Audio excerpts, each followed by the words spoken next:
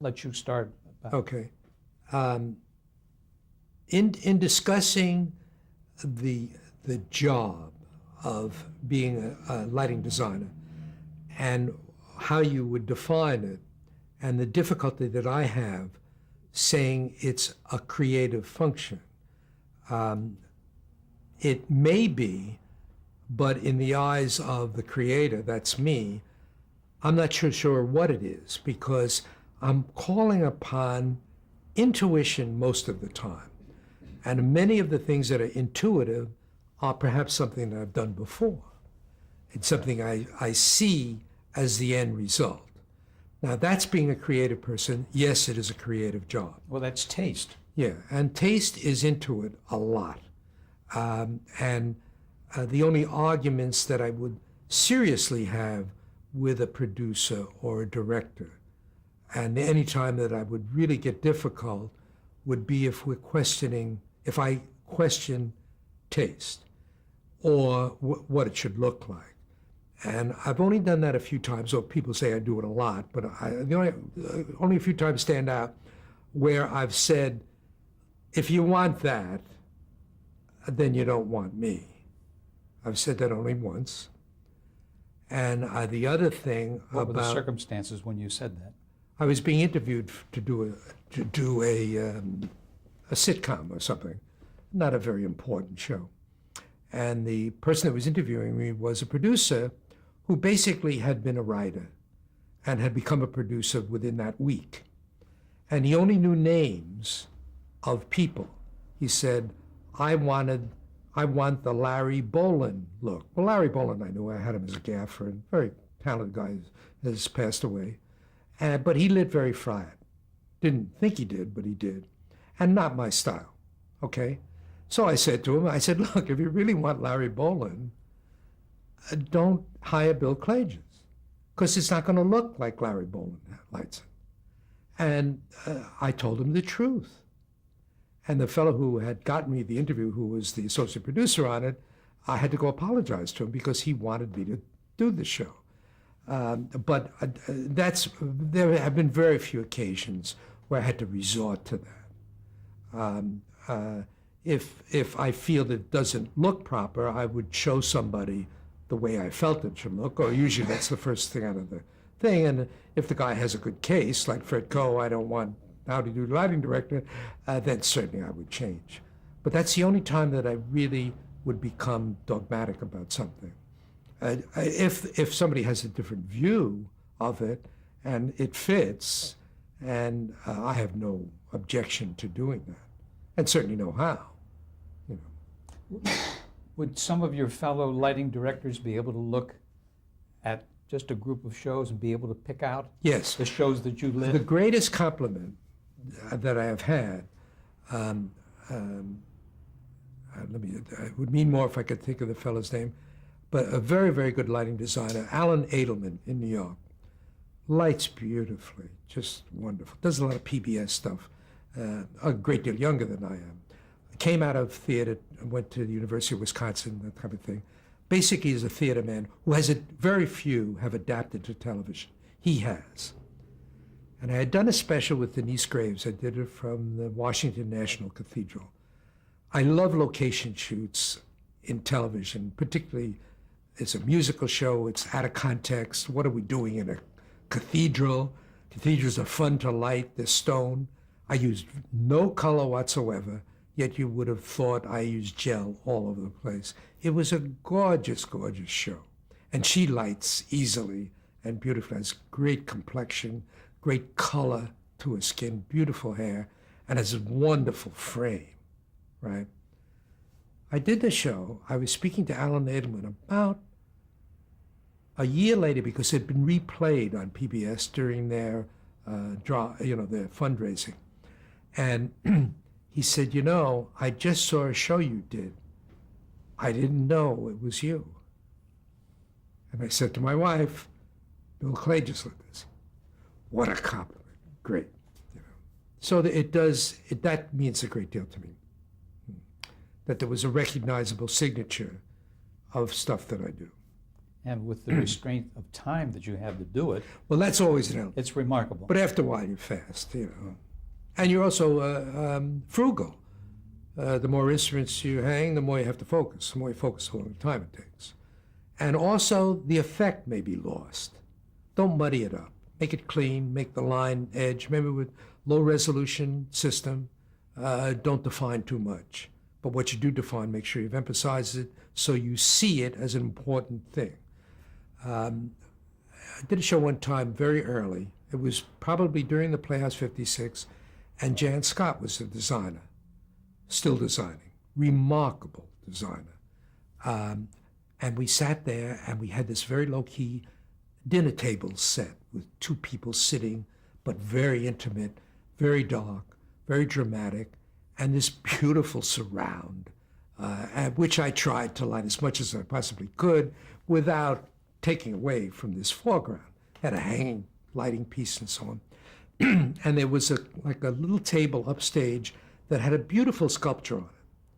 But it was right over somebody's shoulder.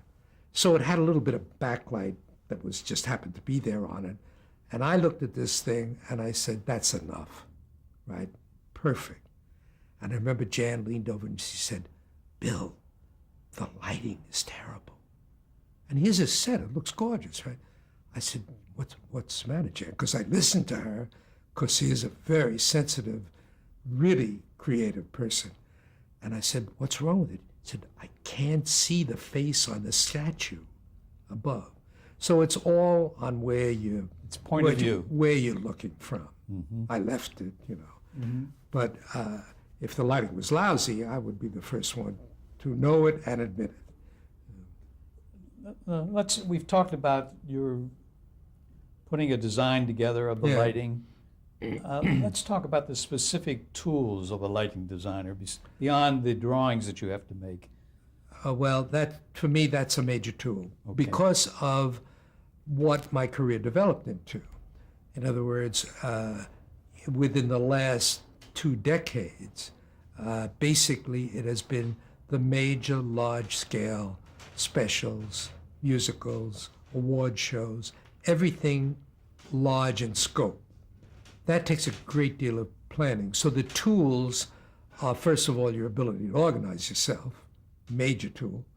And the other part is knowledge of equipment, and that certainly comes from experience, and interest. I mean, if you're a lighting designer, you want to know everything that's out there, everything that you can adapt, everything that you can utilize or throw away, because there's always a better mousetrap. Film people in the past have been notorious for that. The newest widget, gadget, and so on, they may not be looking at it in a very objective manner, but they think it's the panacea for all lighting ills. The dado light came out, you think that dado Weigert had revolutionized the industry. No, he made a special light that has limited application, but is a godsend when you need it. Well, that ability to pass judgment on the use of equipment and what you have becomes part of your experience and tools. So you can't just slough off the drawings or the knowledge of equipment or the most important thing, the experience, really. And of course, with that coupled is your natural abilities, which you can't define. I mean, I have people come to me and say, I want to be a lighting designer, and I'll have observed them as electricians or gaffers or whatever. And it's a very difficult thing for you to say, and you have to be very tactful about it, but you say, maybe you should consider doing this in lighting design, trying to let them off easy because they won't have the understanding. I mean, I have a very good friend, Bill Lee, very, very fine lighting designer, worked for the BBC. His approach is different to mine. He wants his students to look at paintings and duplicate, and how did you do this, and how did the great artists do that? I don't think that gives you anything but understanding. I don't think that gives you enough intuitiveness to be able to go and do what Rembrandt did, or Latour, Caravaggio, the great lighting artists. Sure, it gives you a feeling saying, I can do that. Part of the lighting theatrical lighting design exam is that. You look at a picture and you say, how would you light it, right? Well, most theatrical lighting designers don't do that anyhow. But that ability, I think, it's just too fast. Even in film, you got to know what you're going to do right away, and it has to come to you in a moment. There isn't much pre-thought. So it has to be done quickly. So there has to be something innate, and you read it within, if you read what directors of photography say, their analyzation comes like mine after you've done it. What I was trying to do there was get the effect of the window light coming through the shutters. Usually you've hung the instrument and done the shutters before you've rationalized that the shutters are a part of it, because it's intuitive.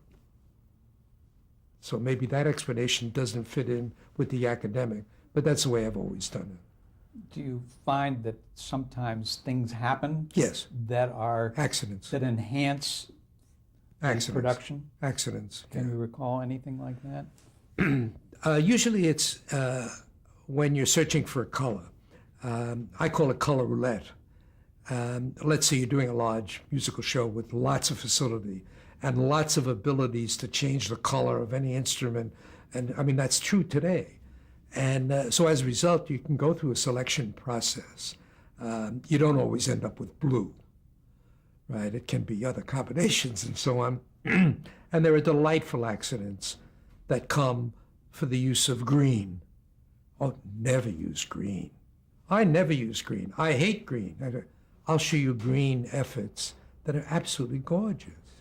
And that the people who said they hated green say, you know, I like this. And you say, well, it's green. Yeah, I know, I hate green. But you like this? Oh, I love it. Was it a gel on a light that was Yeah, green? gel. It was a color. Yeah. It was color. And certainly there are wonderful accidents. But there's wonderful things, too, that have been pre-thought or pre-experienced that you do. And then there's a lot of things that are just difficult. Subject matter, now it becomes impossible. That becomes mechanical. Mirror specular surfaces, wood, all these things that are hard to light. How do you handle those? As you can. You know, specular surfaces don't see light. They only reflect what they see. So sure, you can say, well, we have a close-up of the manifold of a Rolls Royce, and we'll pull back to a full shot. We see everything, the Rolls Royce and 50 people. Say, oh, I'll solve that easy. I'll put up a big piece of foam core. Wait a minute. The camera's going to see the foam core the minute it pulls back. Well, how do you do it? Well, all right, we'll put a guy with a handheld foam core. In other words, purely mechanical. A problem that's going to exist as long as specular surfaces exist. And so you solve them as you would. Wood, impossible. Wood is not only, most of the time, is specular. It's also low brightness. It's also red. And it's always a surprise when somebody comes out and you pull back wide, and unless you've pumped a lot of light onto this wall, it comes up like a piece of black velour. And not only that, the black velour has a reddish hue. Not only that, it's reflecting every front light you have. That's pretty horrible. Well, you have to solve it, because remember, what you're going to hear from the designer, the producer, the director is, well, we've used it before. Well, we've used it before does not mean it is used successfully before. Early show, there was a designer, Michi, very famous costume designer, came from the theater. She did Perry Como. First week of new season, all new costumes. The choir, the 20 singers, have new raincoats, white raincoats. White raincoats, the first week, the singers are upstage, 20, 25 feet upstage at Como, no problem. I can control the brightness of the white raincoats. The second week, the white raincoats are on the same plane with Perry Como, all around them. Now I have a problem, because I have illumination for Perry and the singers. They're on the white raincoats. First thing you know, the white raincoats are saturated, they're cut off, there's no detail. Not only that, the brightest subject in the picture. Now, this is a mechanical lighting problem. How do you keep the light off? Well, very difficult with a lot of movement and so on. What was Michi's thing? We used it before. We used it the preceding week. So lots of lighting problems, purely mechanical. How did you solve that one? Didn't. Couldn't isolate the solution was dye the raincoats, which we did. And sometimes you can't solve them all. I mean, lighting is not the cure-all. It's important. Remember, it starts with the fact you can't get an image without putting light on it. But what you do after that, not telling the story, I disagree with you in saying that, but the fact that you enhance it and can create a mood easily, and you can ruin a mood. No, I was thinking about the documentary that the AFI did called Visions of Light. Yeah, wonderful, wonderful cinematographers. I say they're explaining their craft after the deed is done. I think you're right. Do you think that Mario Storace, do you see Tango? I mean, I held my breath. It was so beautiful, and then I said, wait a minute. Did he enter into this saying, I must use amber here? Of course not. He said, light it. This is that, there thing. And it was done quickly because in his mind's eye, he saw it.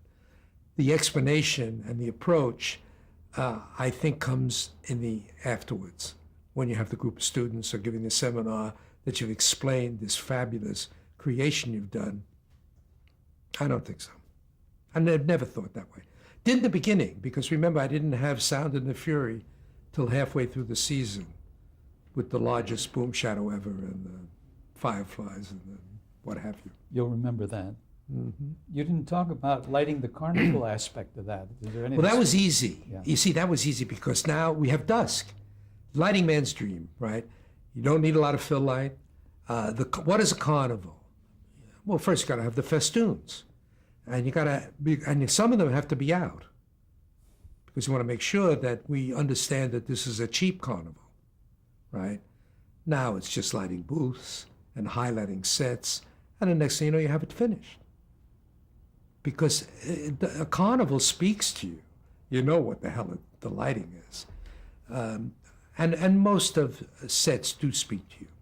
If they light difficulty, and this is something I repeat to people that I've spoken to, lighting peers, and people that want to be lighting designers, that the set will speak to you, or the location will speak to you. If it doesn't, you're in the wrong place. If a set doesn't light easily, it's the set's fault, not yours. Borne out by, I did a news set of all things, just like 3-4 years ago. Awful set. A cookie cutter set. Came out of a group at San Diego. Atrocious. All colors, everything wrong for television. Upstage, it had black stairways. A stairway to nowhere, made out of foam core. Painted black. I said, why would we paint this black? I said, I can't light black. I can make it an ugly gray on the top steps. I can get enough light on it. But explain to me why it was black. Do we want it silhouetted? I have no wall behind it to silhouette it. The set did not speak to me. It was all wrong. Conceptually, it was wrong. You can't fix that with lighting. You fix it with a can of paint, but not lighting. And was there time to fix it with a can of paint? No. I made it silhouette with great difficulty. I also won a bet. I said, somebody's going to try and walk up those foam core steps. It's going to break in half. And everybody came in the studio. They warned, except one little girl saying, oh, it's a new step. Up the stairs she went. Busted the first and second one. But you had time before you went on the air. To fix the foam. Well, it's probably still on the air, but that's still set. Wouldn't be bad enough, but it was done in Charlotte, North Carolina. But I returned to L.A., and I went over to Channel 9, and they had the same set. And they have a wonderful lighting designer over there. It's on staff. And I said, do you have any trouble lighting this set? He said, it was the worst set I ever had lighted in my life. Didn't speak to it. We talked about some of the equipment. I don't want to go on without asking you about dimmer boards. And well, to us, I mean, the one thing that we're lucky that the theatrical lighting companies were there in the beginning was the use of dimmer boards and dimming facilities. Theater is very started dimming oriented. I mean, that's the way they think. Film dimmers are a special, or at that time were. Incorporating them into the television show eliminated a lot of very difficult work you go through that's basically mechanical when you're lighting with film equipment. At that time, and really up until at least 10 years ago, the film lights were their use of dimmers was very limited. It was only as a result of the convenience of having them and the ability to control brightness, even within a limited means without having to make color adjustments, which come as an ill as a result of dimming, that is a great tool. But we've had that from the beginning. But the things that we copied from film, instruments that are predictable in performance, motion picture instruments are that way. They meant that. Like what? You put up a 2K Fresnel, you expect this one to give you the same brightness as this one. If it doesn't, there's something wrong with the instrument. You don't want to be encumbered with those problems. You want the choice of an instrument to be obvious, not depending upon its age or reliability. So building that instrumentation is very important because it saves you time. Because you want time to adjust and enhance the picture that you've created. Fine-tune them. Fine-tune them, always. I mean, the lighting is never finished. You never walk away and say, well, that's done. You walk away and I'm close. And you get very close. But the point is that you really never finish lighting. You can't think of something else to try or experiment with or enhance. Certainly the dimming part of it is a great tool.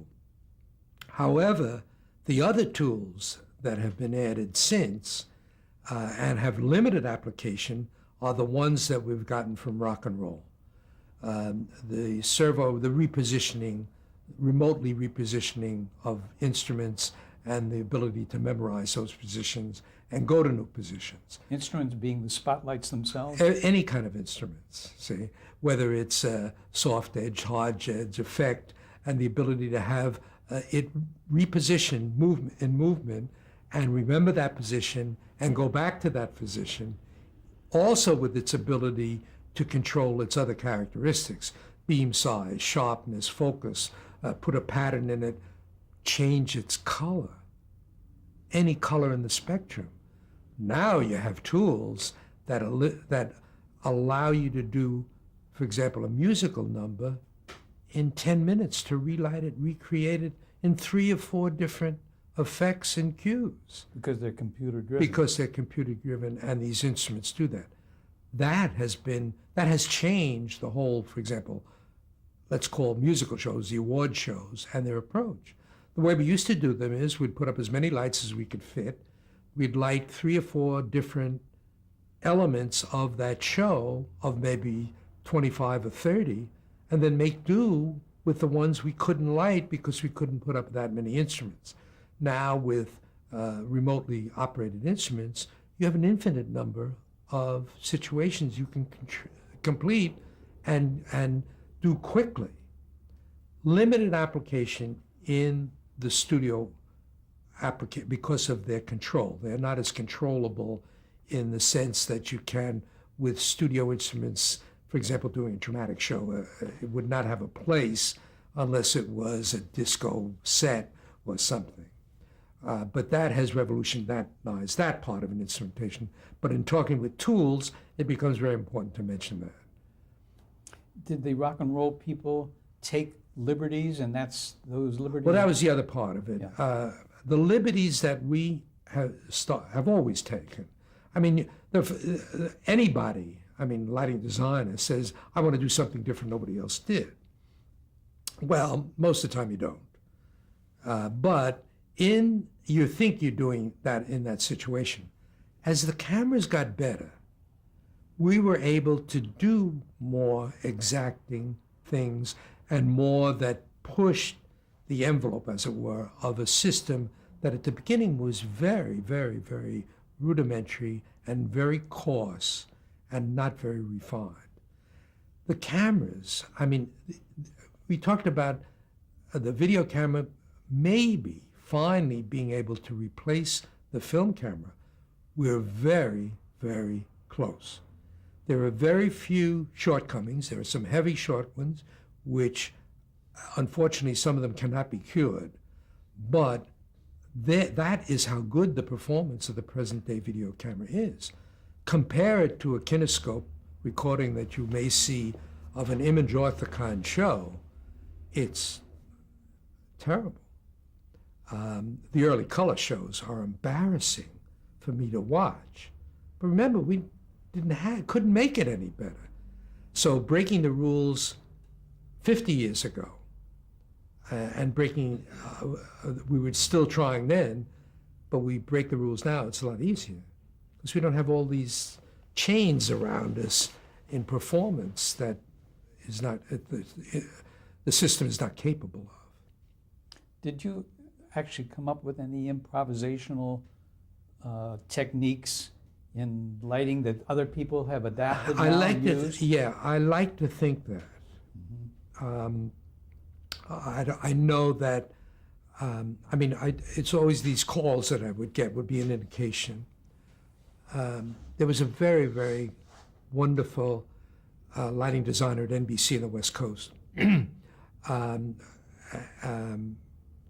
who called me one time, and I was doing Como, and he was doing similar musical shows on the West Coast. And he called me, and he wanted to know how I did something. And it was in Como, we have him, he'd come up on a platform, and there'd be a rose, and he'd do 3 numbers on a stool. And we did a lot of interesting things lighting-wise. We would change, attempting to ape single camera effects, we'd do them in dissolves.